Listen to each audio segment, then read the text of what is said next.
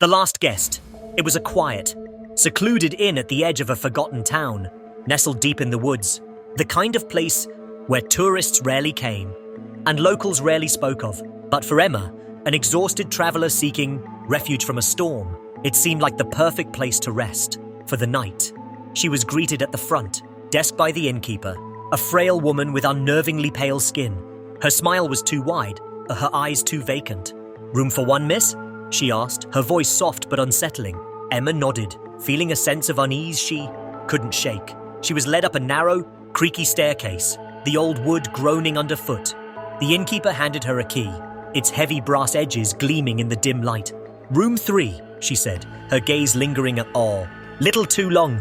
It's the last one for the night." Emma took the key and went to her room. The hallways filled with an oppressive silence. The room was small and dusty, with faded wallpaper peeling at the edges.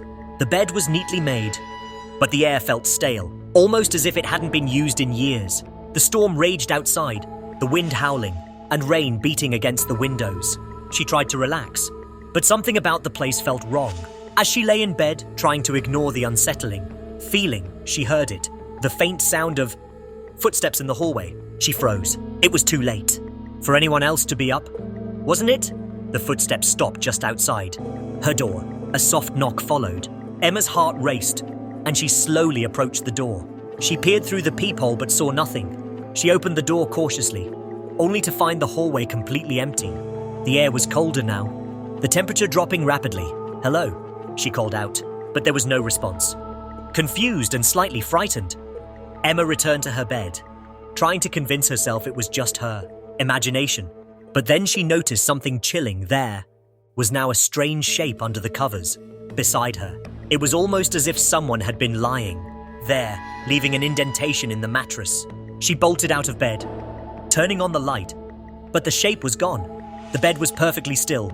She was alone. She exhaled in relief. But the moment she turned around, she froze.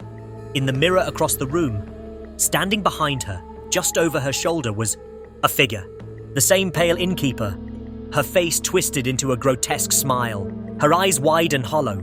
Her breath came in ragged gasps, her face contorting in unnatural ways. Before Emma could scream, the figure whispered, "You shouldn't have stayed." The lights flickered and then went out entirely. The room was pitch black. Terrified, Emma fumbled for her phone, but the battery was dead. The storm outside intensified, the winds howling as though something was trying to break through. Then she heard it again, the footsteps. This time, they were not outside her door. They were in the room with her.